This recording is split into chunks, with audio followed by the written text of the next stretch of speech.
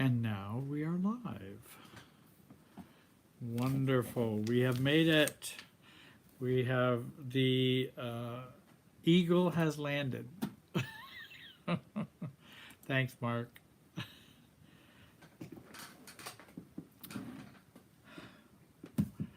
Well, hello, everybody.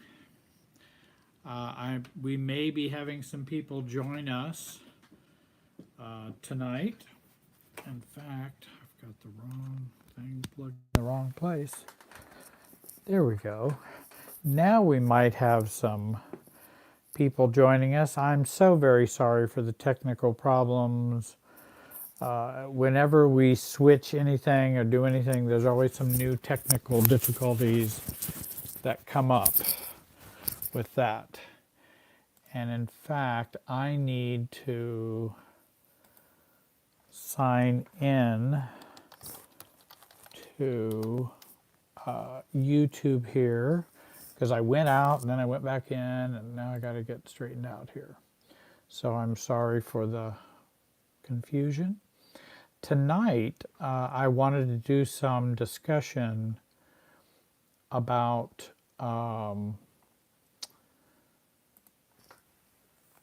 going no contact and narcissism. Let me get this set up. I don't know why we always have such difficulties here. There we go. Now I'm gonna, there should be live. And I go live and there should be, there we go. Now we have, and now I can see the stream. Again, I apologize for the confusion. I hope you will bear with me and be patient. Well, you have been patient so far, and I'm sure some people have wondered what in the world's been going on. This is the Family Tree Brand Life Coaches live broadcast. And Mark has been gracious enough to allow me to do some live programs. And tonight, that's what I'd like to do. I've got some material I'd like to present, which I hope will be a help for folks. I do see the live stream, which I'm responsible for here tonight. So I may be looking over to my right to see the questions and the those kinds of things. I would ask, if you're going to ask a question, please put in capital letters question and then write, and I hope that you will offer a brief question, not a long one tonight, because I'm going to have a harder time kind of managing both. So I hope you'll be patient with me. And I see KW is here, is ready to help, and I appreciate that. Sometimes we have some trolls or folks that want to join us, and it's nice to have some of our wrenches here where we can help take care of that, and I don't have to monitor what's going on in that regard. I don't know why people enjoy doing those kinds of things like trolling and stuff like that, but I suppose no different than why people do lots of things that they shouldn't do, that are not helpful to other people. I've been working on a video, and it's so KW is Kelly. I think that's Kelly Wood, I believe. I've been working on a video about these topics: narcissism and going no contact. Also, the silent treatment, emotional cutoff, limited contact or low contact. And this video, I'm going to try to explain those concepts to folks so that they can get a better understanding of what I mean by those things, coming from a marriage and family perspective, an addictions perspective, a narcissism, abuse perspective, and coming from those perspectives to share what some of those things mean. Because I think silent treatment, emotional cutoff, no contact, and limited contact are all different concepts. And I think talking about those could be a help to folks. Tonight, I'd like to share some things regarding going no contact. And many of you have experienced narcissistic abuse, and not only from spouses, partners, friends, pastors, bosses, parents, siblings, extended family. And I've worked with adult children of narcissists for several years now, and worked with ACOAs and adult children of dysfunctional families for decades now. And how damaging narcissism in the family, in the workplace, in the church, in the synagogue, in the mosque. And I've worked with people who are, in the mosque, in the church, in the synagogue, and it doesn't matter, there are narcissists everywhere. And they are very damaging, and they really do wreak havoc on the whole family. Not only do narcissists wreak havoc on the whole family, they wreak havoc on generations. And that's where we want to fight that generational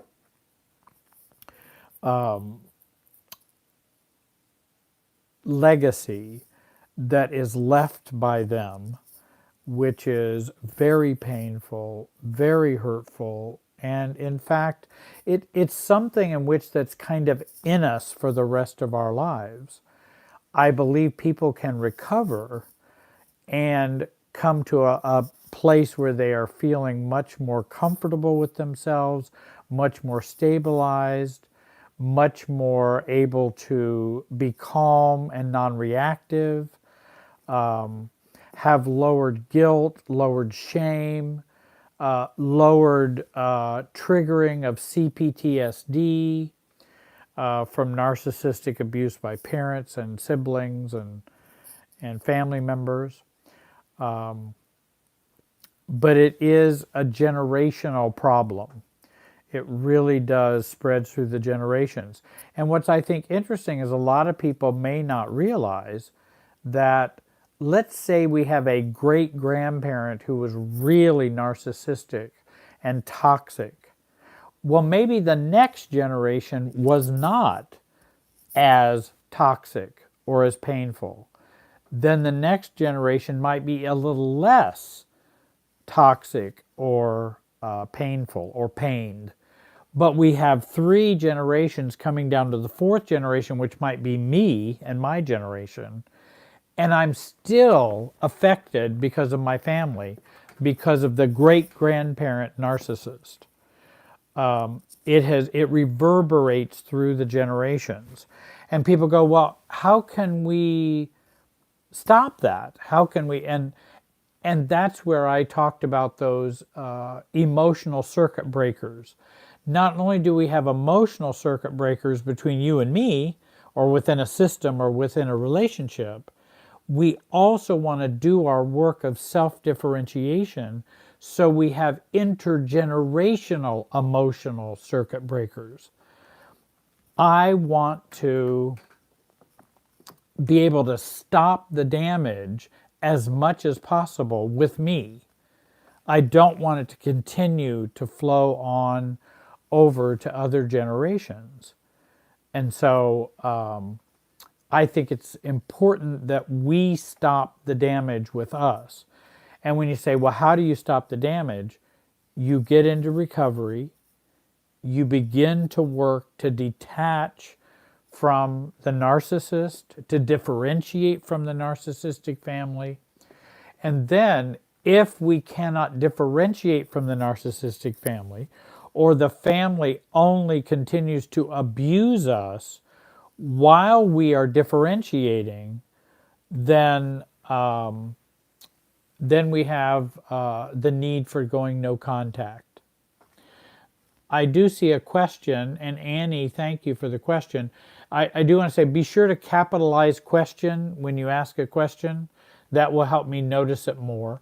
But Annie, I see the question. I'm trying to understand what is considered a healthy amount of narcissism. Does such a thing exist? Well, that's an interesting. I mean, developmentally, a toddler has a certain amount of narcissism, if you want to call it that. Again, narcissism is an adult term for an adult psyche and an adult temperament and personality. Much like if you say, and we're very careful about labeling children, for example, can a 6-year-old be a sociopath? That, and I have a hard time with saying a 6-year-old can be a sociopath. Now, can a 6-year-old do traits and have experiences that seem like they have no empathy and they, terrorize animals? And, yes, they can do that in extreme cases. But most of the time we try to hold off those terms for later in life because a child is developing and that they haven't, if you haven't developed and matured, how can you be fully something yet? Sociopathic, narcissistic, if you haven't developed to that. You could call an infant narcissistic because who's the infant worried about? Only themselves. And they don't care what effect, they don't have other empathy for anybody else. But we wouldn't call them narcissistic. We would call them dependent. And they are dependent on us and they have not developed and all they have are needs. But we wouldn't call them narcissistic, but you could use narcissistic traits and words for that, but we wouldn't do that for children. And so when we talk about can you have a healthy amount of narcissism, I think can you have a healthy amount of self? Can you have a healthy amount of self-concern? Can you have a healthy amount of self-worth, excuse me, and self-acceptance and self-confidence? Yes, I think you can have a healthy amount of all of that. When you say, can you have a healthy amount of narcissism, I guess that's where I get a little, I don't talk about healthy narcissism. And you have, and I think Jill again, I see says, self-esteem versus narcissism. And I think having a healthy sense of self and a strong, confident self, though doesn't seem like it rises to the level of narcissism. Though people have written different works about narcissism and how they've applied it. And some do talk about you can have, and I believe, and I remember I was listening to a great psychologist who was talking about CPTSD, and she really gave some really good explanations of CPTSD and what it means. And I love her term where she says PTSD, or at least this was my example of it, PTSD is an acute trauma. CPTSD is accumulated chronic trauma. CPTSD is trauma that you're marinated in. PTSD is trauma you have been shocked or have an acute trauma that has happened to you. One is marination and one is acute. And I like the way she described it. But she talked about, in understanding human beings and the experience of being human is almost always on a continuum. It's not either or, it's not black or white. It's almost always on a continuum. Whether that be happiness, sadness, depression, narcissism, almost anything that's a human experience can have a continuum to it. And so she was talking about this continuum. And so if you talk about a small amount of narcissism, I think that probably would cause fewer problems. Maybe the person would make social missteps. The person would not be not be as empathetic as some other people. And so they might miss some cues in that way. But they're not extremely narcissistic, where they just malignantly are narcissistic. And so I think those kinds of things exist. That's why when people say, well, I have a narcissistic mother-in-law, so should I talk about, should I go no contact with her? And I'm going, well, it depends on what the severity of the narcissism is and what's happening and what's the effect on you. Because I can be around some narcissists and I'm not affected much by them at all. But if I'm very affected by them, then that makes a big difference. And if I'm very affected by a low-level narcissist, that can make a big difference too. So I think it depends on what our experience is with that narcissist. Rather than if a narcissist is a 5A, B, C, K-7 narcissist, then therefore I should go no contact. Well, I wish it were just that simple and we could just give a test. And however, tonight I do want to share some criteria that would, in fact, I think, help us to kind of determine about going no contact. And no contact is a very serious, significant, and important act to choose. No different than choosing a divorce. A divorce is a very serious decision to make. Getting married is a very serious decision to make. Going no contact is a very serious decision to make. And then I see a question here. It says, is no contact with mother appropriate? I'm 64 years old, and I shake just thinking of her. And I want to talk about when, and I am talking about almost going going no contact with virtually anyone. Friend, church, pastor, family, siblings, parents, job, boss. I mean, there's lots of folks and situations that probably no contact would be appropriate. Now, it's very hard to go no contact with the boss if you're working for them. But again, we can work to try to change jobs. And we can try to move our lives away from someone who's toxic in that way. Let me take a look here. I wanted to, and if I have time to talk about some other things. So getting back to the question about is there a healthy level of narcissism, I don't know. I think there's self-esteem and all those things. Narcissism is a term used to describe a pathology. So it's harder for me to say healthy narcissism unless you're going to call a 2-year-old having healthy narcissism. Now that would be okay. Because, and even a teenager goes through a period of what would be considered developmental narcissism, just as a 2-year-old would have some developmental narcissism. And we don't consider that damaging or problematic. That's a normal part of developing, to develop oneself into a self. But I think if you're talking about adults, I'm not really trying to, have some narcissism.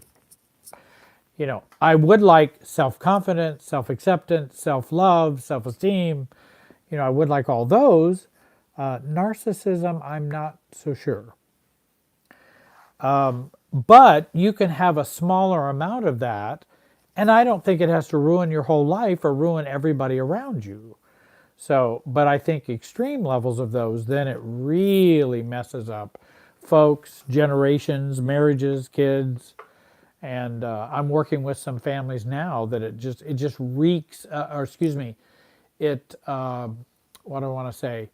It's affecting the whole family. And not only is it affecting the family, in one instance, it's affecting this entire medical practice because dad's the narcissist and daughter is daughter and son are in the practice. Then there's some other partners.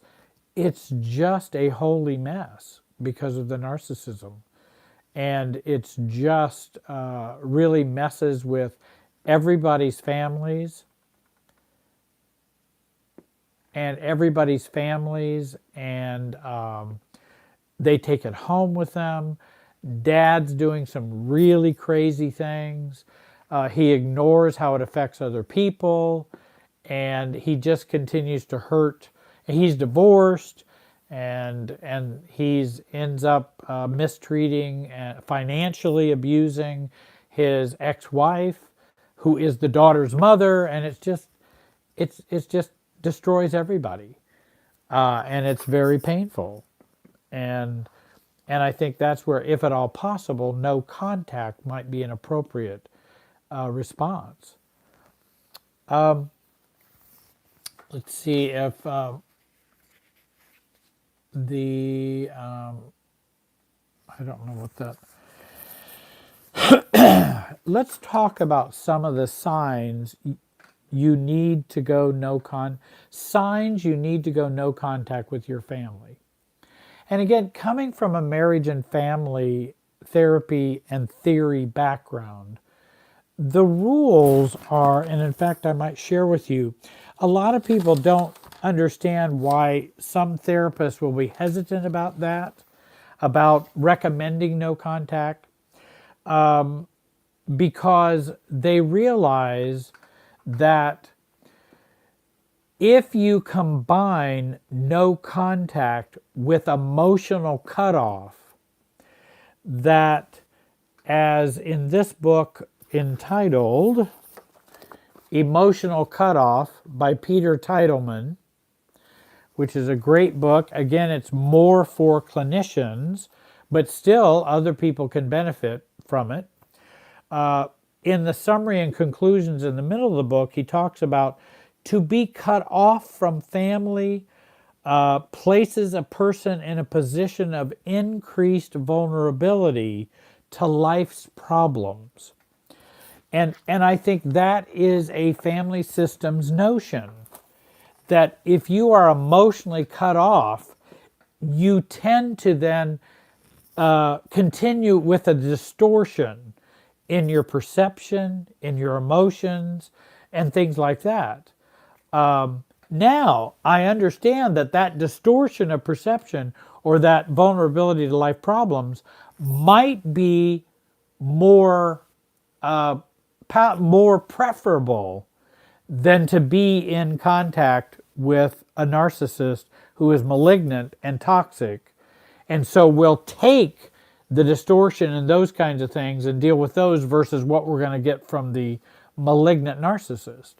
But family therapists tend to be hesitant about, oh, just cut off with them. Oh, just get them out of your life. Oh, just don't talk to them anymore. Because we know it has an effect on us. It has an impact on us.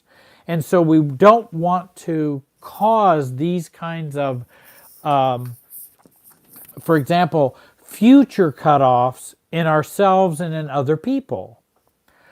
Just like if there are triangles in a family of origin, for example, if you're in a triangle with mom and dad and you're triangulated in, guess what's going to happen when you become an adult if those aren't resolved?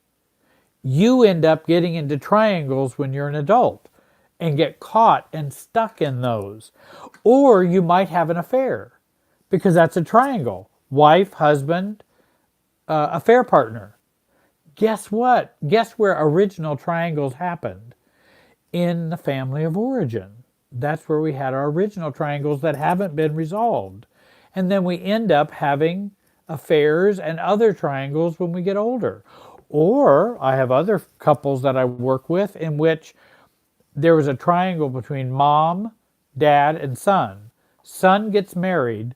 Son stays in the triangle with mom. Now we have mom, son, and his wife. And guess what? We now have a struggle between mom, son, and wife. And so that triangle continues. If we want to resist those triangles so we won't have those things happening in the future. Cutoffs, emotional or immature emotional cutoffs, if we do those, then we will be more vulnerable to cutoffs in the future. We might be more vulnerable to other life problems and distortions or neurotic thinking or feelings because of those cutoffs. And so a marriage and family therapist would be aware of that and go, so let's not just be hasty about cutting off people. Because I hear people all the time going, oh, well, just leave them in the dirt. Well, hold on. They may need to be left there. I understand. But let's take care of you. And let's make sure that we do things that make the least amount of problems for the future. And I think that's a good and wise choice to make. And that's why I'm always cautious, and I've always been kind of cautious about just going no contact. Though I do believe no contact is necessary. There's some situations in which I really think it can be very difficult to heal or to grow without the no contact. I think it can be really, really tough in situations, in families, etc. Signs you need to go no contact with your family. One is, I was trying to, this is by Osania Tepfernhart, Tepfenhart, Ossiana, Osania. And I like what she wrote in the research. I was doing this and I found this where she was giving those kind of criteria, and they are very good criteria. One is your family abuses you physically, verbally, or sexually. And again, I think it's very important that it is abuse. So we have to make sure we know, well, are they abusing us, or is mom just an old cranky person? Let me take a look. I wanted to check let's see.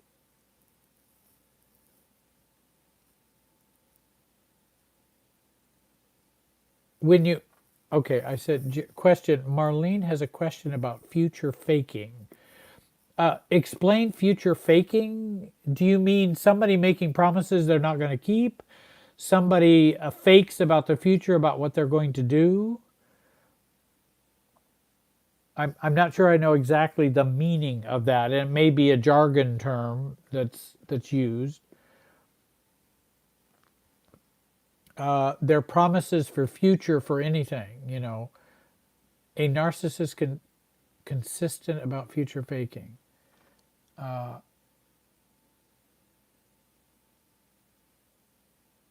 I don't know. Someone would have to write that down and explain that to me, because I'm not sure how to answer that. So your family abuses you physically, verbally, or sexually. And that if you're in those situations where you're experiencing abuse is not okay by anyone, by any family member, by any family member, by any other person, by a boss, by anybody. abuse is not appropriate. If you have made it clear that you're not going to accept that and that it should stop, and they refuse to do that, then you have some real grounds and reasons that I'm going to have to go no contact. And actually, what I think also about no contact, it's something that other people force me to do. It's not something I want to do, it's something other people are forcing me to do. I have made my request. I don't want to be abused sexually, verbally, emotionally, and I would like you to stop that. And if you don't, I won't have any other choice. There won't be any other choices for me to make. Your family abandoned you, and now they want you back.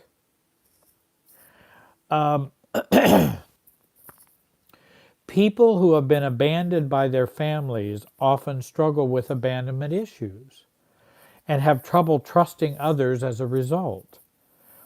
If they did this to you, then decided they want you back now that you are successful or married and have kids and whatever, don't give in. While it may feel nice to think they want you as their family now, the truth is they've already shown their colors. And I'm not sure you want to give them a second chance at hurting you again. Now, unless you have some very good evidence that there has been change in the family. And what I think of is change that is deep change. Not just, oh, we didn't want you then, now we want you now. Well, you can change that decision anytime. You can make that decision, and you might change back to, oh, we don't want you now again. But if you've seen that somebody has grown, become wiser, is humble, is remorseful, and is mature, then you might want to stick your toe into the water and see how that might go. But if you're not seeing that kind of evidence, then I would be very cautious about, you didn't want me then, but you want me now. Maybe you just need to move on to someone else's life and put your energy into them. There's financial abuse involved. And I find many times financial abuse can be really severe by families, by spouses, by friends, by siblings, parents. I have families now, and I have a number of adult children of narcissists that I work with, many of them, and they are just being drained dry financially. And that's what they are expected to do. And if you don't do it, then we will not love you, we will not like you, and those kinds of issues. And it's very, very unfortunate, very painful, and it's sometimes difficult to get unpretzeled with, where we get unpretzeled. And again, I know of folks who are paying for a house for their sister, for their mother, bought a new house for their father, and it's a mess. And it's a total mess. No, everybody's under functioning but the one child. They are the overfunctioner and everybody else is living off her. And that's been going on since she was a child. And it's very painful, and she is working through those issues, and she has begun to face those. And there are changes that have already taken place. She's changed jobs to get away from a narcissistic boss and a very unhealthy work environment. She's starting to turn her life around, and now she knows she needs to face her family of origin and how she's functioned in an over-functioning way. And guess what? She's had 2 or 3, 4 boyfriends, and guess what she's done with all of them? She takes care of all of them and worries about all of them. The one who is an alcoholic doesn't believe he's an alcoholic. He says, I'm going to quit drinking because I want to have you back. I'm just going to quit drinking. Well, do you go to AA? Do you believe in an alcoholic? No, I'm not. I just want you back, until he relapses again, starts feeling suicidal, and then drags her back into his life again to save him. And that's very common for people to struggle with. She's now beginning to release those tangled webs that have been pulling her down for years. And financial abuse has been a common one. And again, helping someone in the family, if you want to help someone, you can. I have helped people in my family, but helping them and financial abuse are two different things. Number one, love for me is not dependent upon whether I help you or not, nor is my personhood at question. In other words, if I don't or cannot help you, that won't change how you feel about me. If it does, then I really don't want to help you, because that's not going to be a good thing. Can you love me whether I help you or not? And so I think financial abuse is different than helping other people. Helping comes out of our sense of self and self-differentiation. And helping is intentional. Allowing financial abuse is neurotic. It's unconscious. It's something we feel forced to have to endure. And so if family members, husbands, wives, children, whoever they are abusing us financially, we really need to stop and get control of our lives, and stop and get a control of that. We may need to grieve the loss. Well, if I stop taking care of my under-functioning daughter, who can't keep a job, who won't go out and look for a job, she keeps living in her car, then she wants me to take her back, but I've helped her in 1,000 different ways, then I'm afraid I will lose her, she won't love you. Well, let me help you with that fear. You've already lost her, and she probably is not loving you now. So it's not going to happen, it's already happening. If you could face that, you might help stop your enabling of her, and she might have a chance of growing up. And so that could make for a relationship or a mature relationship in the future, but not until she grows up. So financial abuse, we may have to cut off if they will not.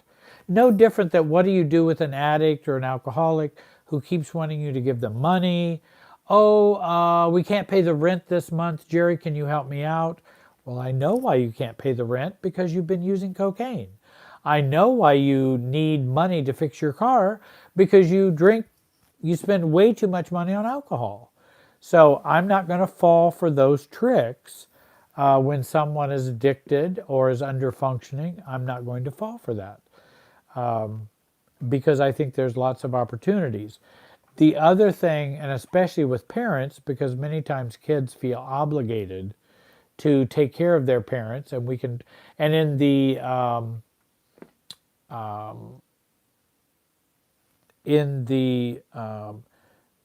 when we feel obligated to take care of parents, and there's some, we have, honor your father and your mother, one of the fourth commandments, and when we have those kinds of training that we have had, where we should take care of our parents and we're looked down upon if we don't, then it can feel very, what am I going to do with my parent who's not functioning as they should?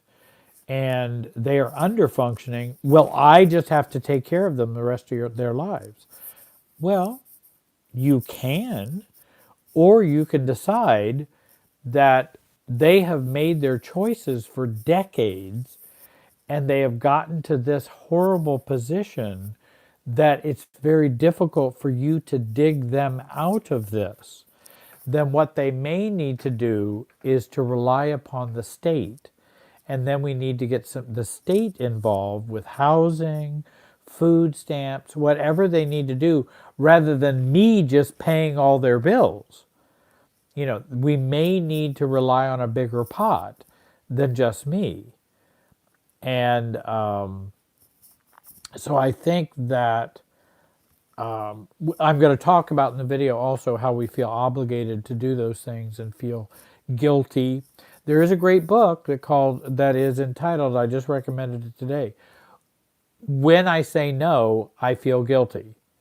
It's a great book. I might recommend it to anyone.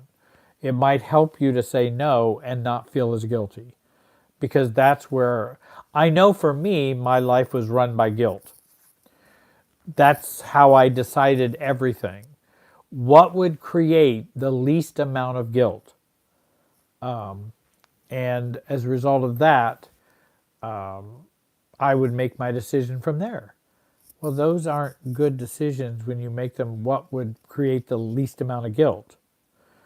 And I know there are many people who have gotten to a place where they don't feel that pull anymore, and where they feel like, hey, I don't get used in that way anymore.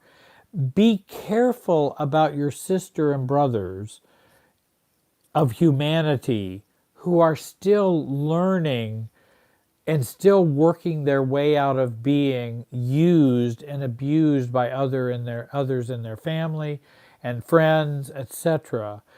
Because I read a lot of comments on my videos sometimes, and I have a video channel, Jerry Wise Relationship Systems, and it has about 160 videos on it. And I read comments and they say, well, why do you just let them abuse you like that? That's ridiculous. You should just stop that. I don't think they understand how difficult a process that can be. It's not just a simple turning of a switch. Now, they maybe have gotten to that place where they don't care, but other people are very caught in that. And I remember the intense power of guilt. I mean, the intense power of guilt.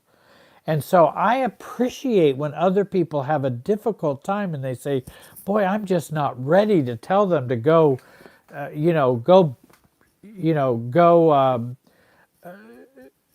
leave me alone and I don't care what happens to you. I can understand how difficult that would be. So I hope we will be patient with others and understand it's not easy to just make those choices. And I hear a lot of people are kind of intolerant of that and kind of judge. Well, I would just tell them to screw off. Why even let them bother you? Well, because they've had years of learning to do that. And so things aren't right in here to make that detachment yet. They're learning to detach. So we want to be patient with others when it's harder. It's always easy to see, from where you're at, how someone else should be. Because you're more objective. It doesn't bother you. Yeah, but when you were in their position, it was much more difficult to see. So we want to be careful and we want to be patient with other pilgrims on the road to recovery. And not just say, well, why do you let that bother you? Tell them no. Tell them you're not going to give them that money. Hey, it's a big deal to say, no, I'm not going to give you that money, when you have been groomed all of your life to take care of everybody. And if you don't, you're nobody. And so we want to be real careful about judging other people. Signs you need to go no contact with your family. They show no remorse when you tell them that they hurt you or that you felt hurt. And again, if someone has no remorse, if someone doesn't care, and it's then I think that's a time of going, wait a minute, you're not having you it I and I remember a client who had said it was a good statement too.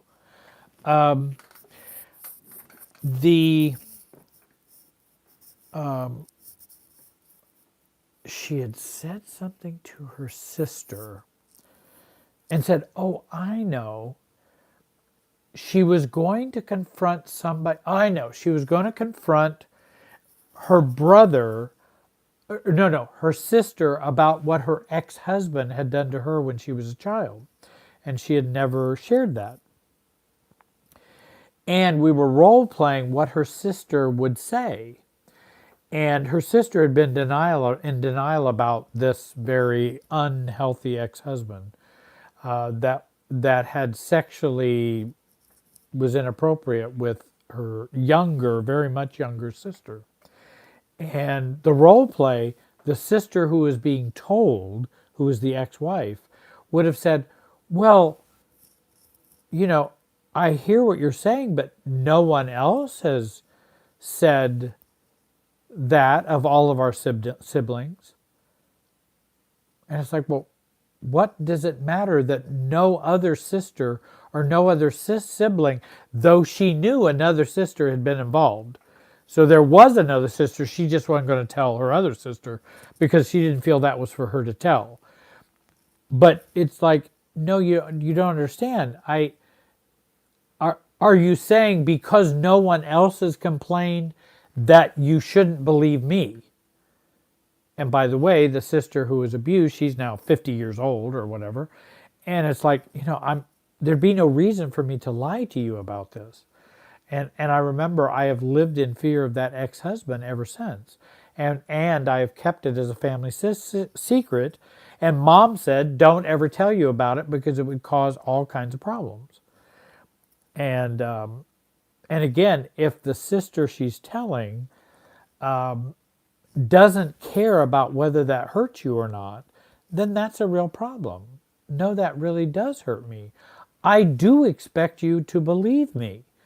I'm not saying it's easy. I'm not saying it's a pleasant thought, but I do expect to be believed. I don't think, because I have no reason to lie to you. I gain nothing by telling you this information other than I don't hold it as a secret any longer. And that is a benefit to me.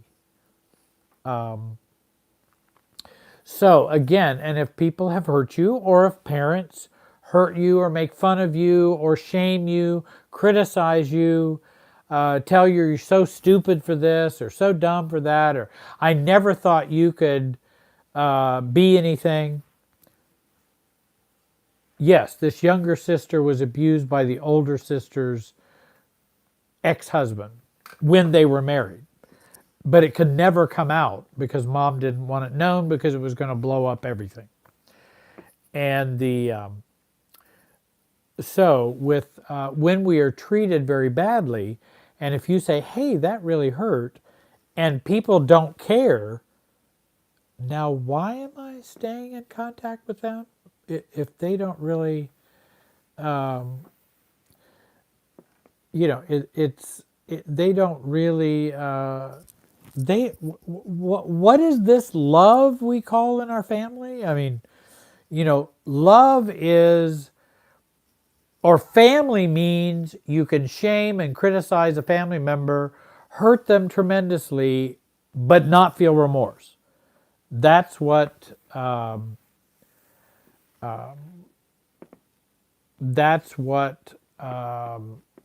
we find happens in families that are not loving, don't know a lot about loving, because love means it matters that you felt hurt. That's what love means.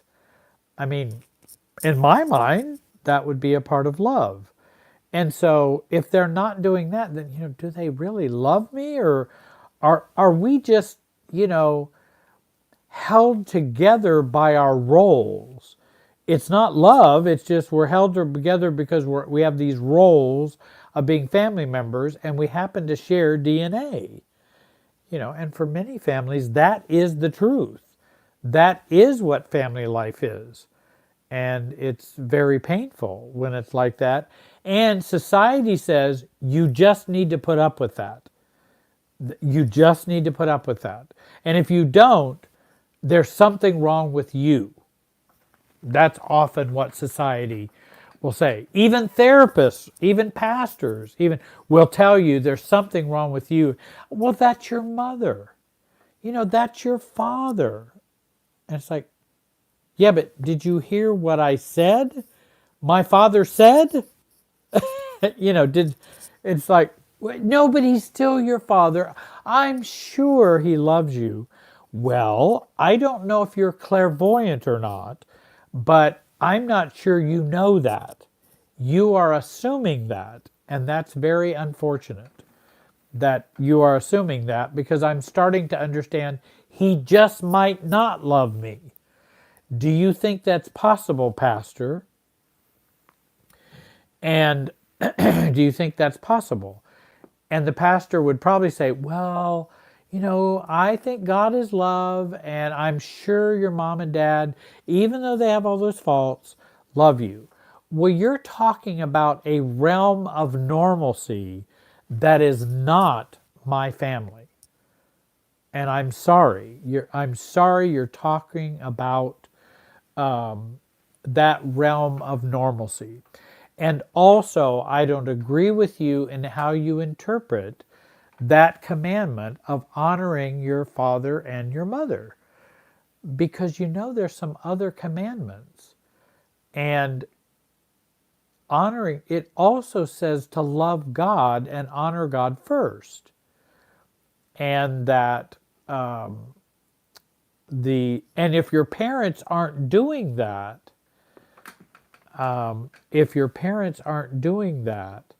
then is it required that you honor them? Do we take that commandment out of context? Because the commandment was based on a consistent working of all of the commandments. If they loved God, then you honor them for their wisdom and experience, etc., and their love. It's not, how do you, and just as Moogie Starr says, honoring parents who are honorable. Exactly. And also, what about the verses that says love your children, and don't provoke them to anger and all kinds of things? And there's all kind of verses like that. What do we do with parents who do that? Many people don't realize there's some of those other verses that call parents to to a higher standard, and how they should not provoke their children. But parents who provoke their children, we should honor them? Ooh, that just doesn't feel, that doesn't feel logical. And I can't see God up there going, now I know your parents are abusing you, but I'm sending the Holy Spirit to tell you, you need to put up with it. I don't know a God like that. Now maybe you do. I can't speak for everybody, and I it's above my pay grade. I don't know everything about what happens in the heavens. So, but that's just hard for me to. That if I can figure it out, I can't imagine God not figuring it out. That's where I have some trouble. Another reason to go no contact, as Oceana has said, is that your family has wrecked your marriage. And I think I've got some couples now that they could really do well if they would just go no contact with their in-laws. It probably would be they would probably have a happier marriage, healthier marriage, better family life with their children, and that I really think it could be a help to do that. And again, when we're adults, parents are not required. And I think that there was a question, and I didn't want to miss that question. I saw there was, how consistent are narcissists with future faking? I'd say, narcissists tend to live in the future many times. And now I don't know that every narcissist would be their, main way they modus operandi, but I would say promises and faking about the future, making promises, talking about how wonderful things are going to be, talking about, oh yes, this is going to happen and I'm going to do this and this is going to be wonderful. And for a narcissist, it's always going to be, going to be, going to be. The problem is it just never is. It's always going to be, and that's unfortunate. And I think there is a lot of future faking going on, not only for narcissists, but some other folks with some personality issues too. I'm looking for what are you doing now, and not what are you promising for the future. I'm not a big one on promises and on future. I'm not, and I guess I worked with addictions enough that when someone tells me they're promising me they're not going to drink, I always feel discouraged and disappointed because I don't see that as recovery. And that I know with that approach, you're not going to stop drinking. And I think, Guy and Jackie, yeah, I think, they're liars. They will tell you anything. Dream sellers. They are dream sellers. They're always selling dreams. I think many times narcissists are dream sellers. And, and if we want to buy the dreams, we can, but when somebody's trying to sell me a dream, I usually go, it's probably too good to be true. And that with addictions, when somebody says, oh, well, I'm not ever going to use cocaine again, then I'm going, well, that means you probably will, because you're making a promise not to. And we don't recover by promises. We recover one day at a time and working a program of recovery, not working a program of promises. Promises is not how we change and not how we become adults. And I tell people, even if someone's had an affair, which is very serious, and someone has an affair and they go, well, I'm going to promise my wife I will never do it again. And I will say, please don't do that. Please don't promise your wife you'll never do it again. I really don't think that's going to help. First of all, she's not going to believe you. Second of all, I don't think you can keep that promise. Why don't you promise her something you can keep? Like, I promise you I will work on me. I will work to make you first in my life and not second. And I will get the healing that I need day to day. Now that's a promise you can promise her. But this other promise of, I just think that's not even going to, that will probably just slide right off the wall. It's not going to stick. So a family can wreck a marriage. And if and we have to choose, marriage versus family. Marriage must come first.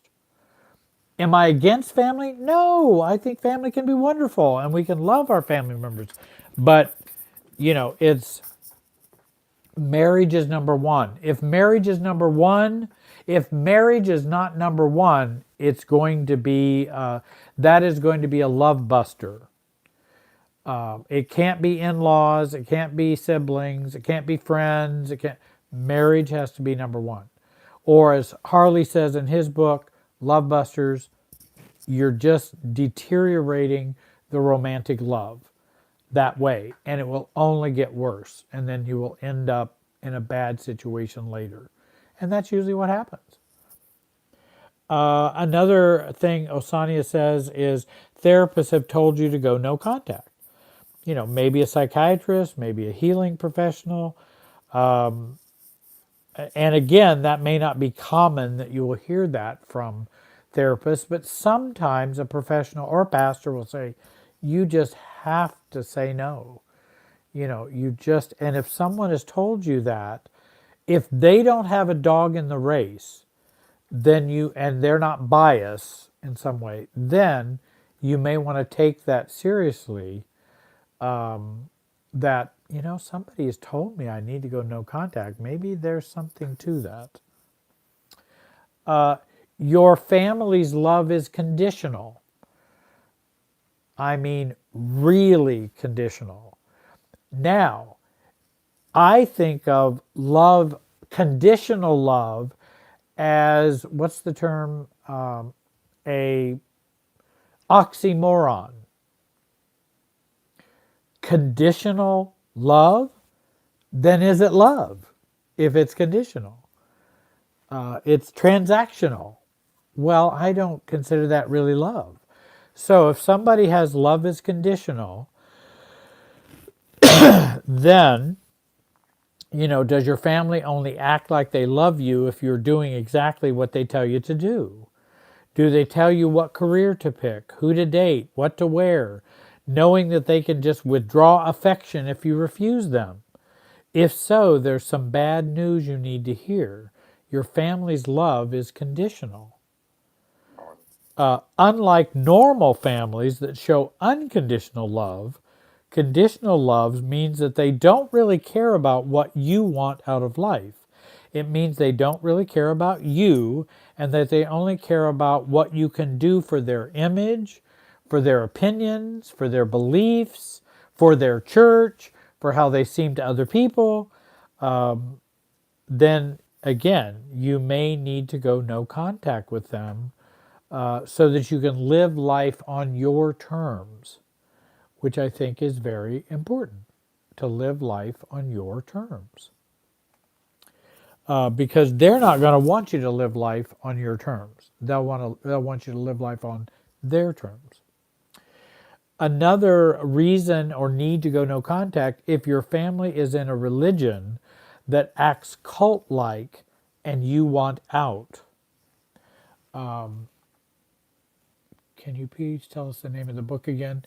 Is that the book about if I say no, I feel guilty? If I say no, I feel guilty. Is that the book you were talking about, Guy and Jackie? I just wanted to check. Maybe you can let me know. I think that's... and then, or is it the Emotional Cutoff book by Peter Teitelman? That was the other book I had mentioned. Emotional Cutoff by Peter Teitelman. That's not a cheap book. It's expensive, and it tends to be written for clinicians. But I think there's a lot of good stuff in there. And if you could just read slowly and go through it, I think you can learn a lot.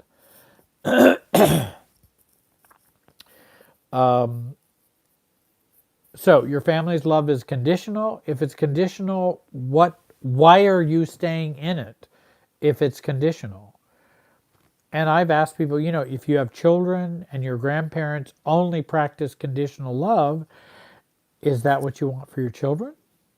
Is that, I don't want to take them away from their grandparents. Well, I don't want you taking them away from their grandparents either. But what if your grandparents only practice conditional love? Then it becomes a problem. That's not a simple a formulation. And then we get into families in a religious cult, and I've had a number of people who have family members and families have been in religious cults and very cult-like churches, and they've decided not to go to that church. And then every time they show up with the family always pressures them to go to the church. You're making us unhappy. God's not happy with you. You're going to go to hell. Why don't you go to church with us? And they just feel the need to evangelize them all over again. And again, it's not an acceptance. It's, I've got to guilt you in and shame you into coming back to our cult-like church. Well, guys, if you're already choosing them and choosing the cult-like church over your family, then I don't know how we're going to have much of a family. Then you just need to go be a family with that church. I mean, I guess that's what you need to do. Another reason for no contact is you can't remember a discussion with your family that didn't result in your tears. If we're crying every time we have an interaction with our family, if we come back and every time we're miserable, then maybe no contact is a good choice. I'm not saying no contact is easy. It takes a lot of grief work. It takes a lot of patience. There's yearnings and feelings to want to reconnect again. There's all kinds of process that goes through with that decision to no contact.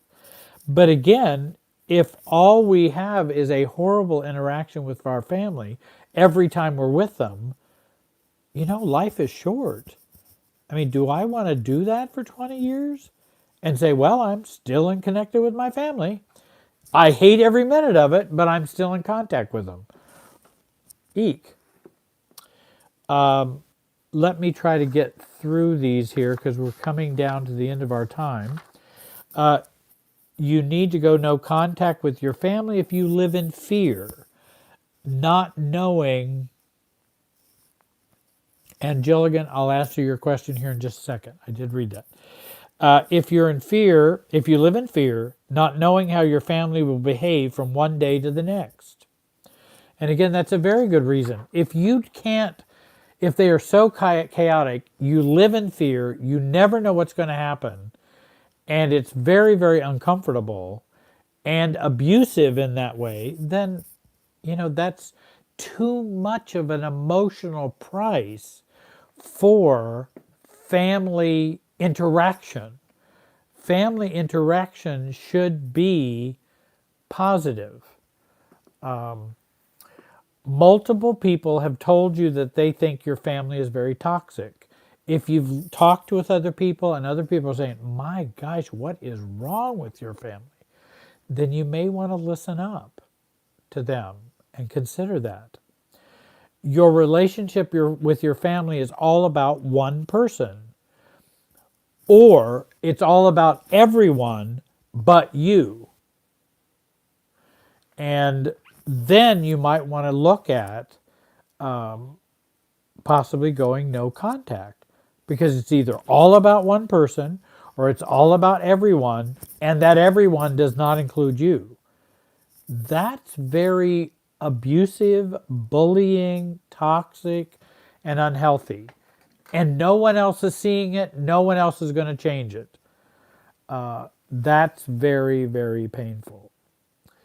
If you're put last, or you have to tiptoe all the time around your parents, and you have to sacrifice your happiness for them, then maybe it's time to cut that contact. They did something unforgivable. Killed your pet, sold your favorite item, chose a total stranger over you. Those kind of, they clearly didn't care enough to be a decent human being with you. So why should you continue to stay in contact with them after those kinds of horrible choices that they made? Or they chose an abusive, narcissistic husband that you divorced over you. That would be kind of an unforgivable type of act, so to speak, or it would be a very destructive act. They regularly use no-win mind games to manipulate you and control you. This is emotional abuse. They gaslight you. They give you the silent treatment back. I think, can you hear me and see me now? I had a little buffering. that was going on. Um, Successfully connect, chat disconnected. Okay, you can see me. Okay, so if we get into no-win mind games and manipulating you, your family puts you in a horrible situations. Your parents raised you in a drug den. They have put you in serious physical danger. They purposely gotten you fired. They've interfered with your relationships in a serious way. And again, they might have you in a cult-like church in which there was abuse, sexual abuse, or other things that they pursued. I think also this one sister who was confronting the other sister, mom did not protect the youngest sister from the daughter's husband. And I think that's what's very unfortunate. And that put the daughter in danger. Now, I wanted to check, Gilligan, you had a question. Oh, question. Should I first have a conversation with them about why I'm going no contact or just go no contact? Well, there's different theories of thought about that. Should I tell someone or should I not? If things are so bad that you have to go no contact, my feeling is I'm not sure it matters either way. So I don't know that you can lose. You can tell them or you can not tell them. But if things are that bad that you need to go no contact, but much like, let's say someone would ask me, I want to divorce my husband. He doesn't care about me. He doesn't treat me right. We've been married for 25, 30 years. He's getting worse. He's drinking more. I don't want to live this way. He doesn't want to go to counseling. He doesn't want to get help. I've tried and tried and tried every way I could. Now, should I tell him why I want a divorce? Well, the thing is, you've probably been telling him why you want a divorce for the last 25 or 30 years. So you've already been telling him that, my hunch is. Now, there's nothing wrong with informing him that you are going to be getting a divorce. And then if he asks why, I would probably say, for me, we have moved past the why.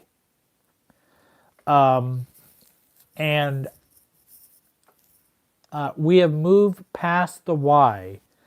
And probably since I'm wanting a divorce at this time, which I did want to give you a notice about, that I will be filing for divorce, but we're past the why. You may want to ask your own therapist about that, but I'm not sure I'm the right person to give you that information since now we are no longer going to be married. And that if I do tell you the why, it will only bring up the arguments and the perspectives that we don't agree on. So I'm just going to dredge up the problems again by telling you the why. So it's not something that's necessarily going to give closure.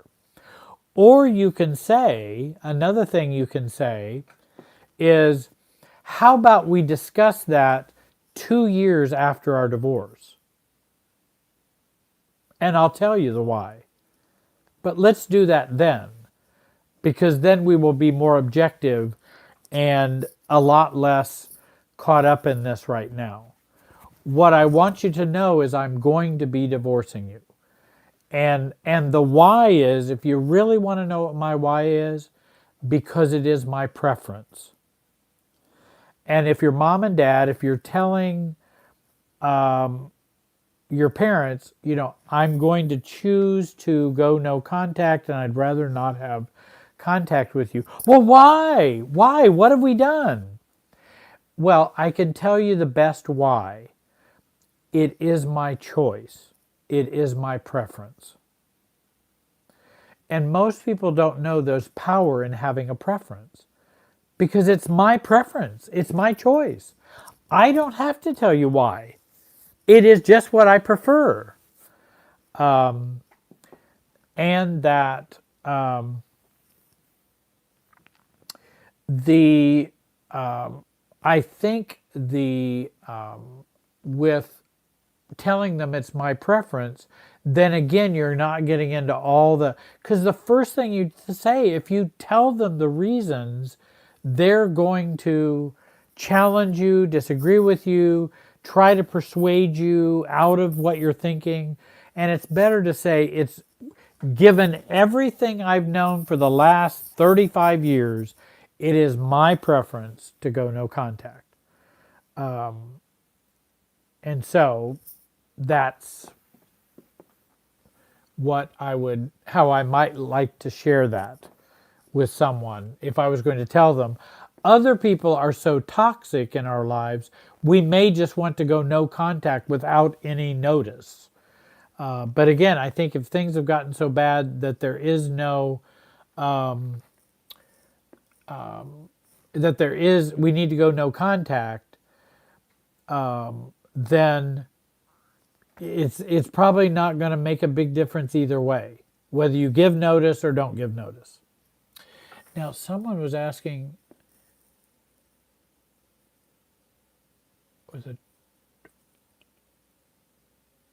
how should a YouTube viewer handle, I think, is this Emily's question? How should a YouTube viewer handle a YouTube content creator who is a licensed psychologist and academic with a drama channel which is filled with narcissistic abuse, flying monkeys, and smear campaigns? Is there an ethical code of contact with free time? Well, a content creator, and again, are they doing, we do have freedom of speech, in our country. That is a right that we have. I think if someone is practicing or doing something within their license and they're doing all of these things, then that's a problem. Like if you're teaching or training something using your background, then you need to be much more careful about how you do that. Now, if it's on their own free time, it still is kind of ethically and morally a problem. It may not be illegal, everybody has a right to their own free speech, but it still could be ethical and moral. And someone could, you can always make a complaint that this person is known to be a licensed psychologist, and you can contact the the board in their state, wherever they're at, who they're licensing, psychology degree state, where they're at, and go, this is just really problematic and troubling for me that someone in this profession is fine with this kind of material. It just really seems out of character for someone like that. Now, again, like Emily, if she's saying, if she's just doing it for fun, she is teaching, but then says, this is not my job. I am just doing this for fun. It's pretty outrageous. There's no avenue on YouTube for this. I don't know. I'd have to see what she is doing.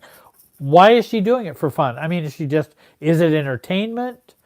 Comedians say a lot of things I don't like many times, but it's funny. They're doing it to be funny. And so I don't know what she's saying. I guess it would be interesting to know what, and Emily, it'd be interesting. I wouldn't mind seeing, rather than putting it up there, or maybe you have already, you could email me that, again, just because you're a psychologist doesn't mean you don't have issues, and it doesn't mean you don't have personality issues. So just because you're in the mental health field doesn't mean everything's all cool. But if you wanted to send me that link to whatever she's doing, I'd be interested to see how she's approaching these things.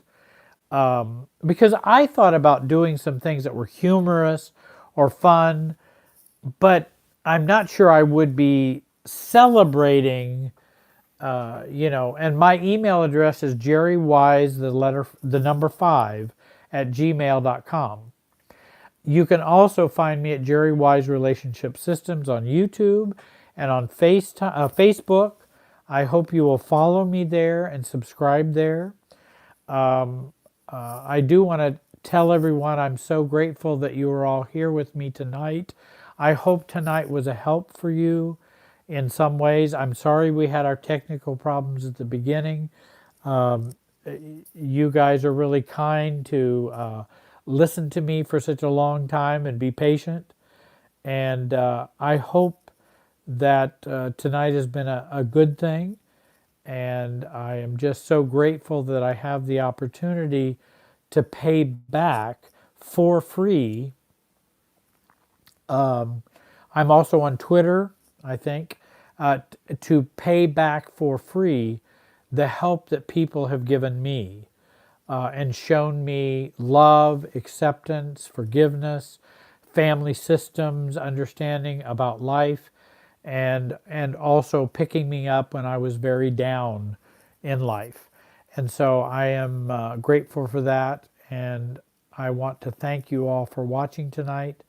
I hope you'll tune in the next time. It probably will be Mark and Renda who'll be talking with you, and I'll be doing a video on again, emotional cutoff, going no contact, silent treatment, things like that, so we keep those very clear so that we can be healthy and self-differentiated, which will help our recovery. Thank you all, and you have a great night.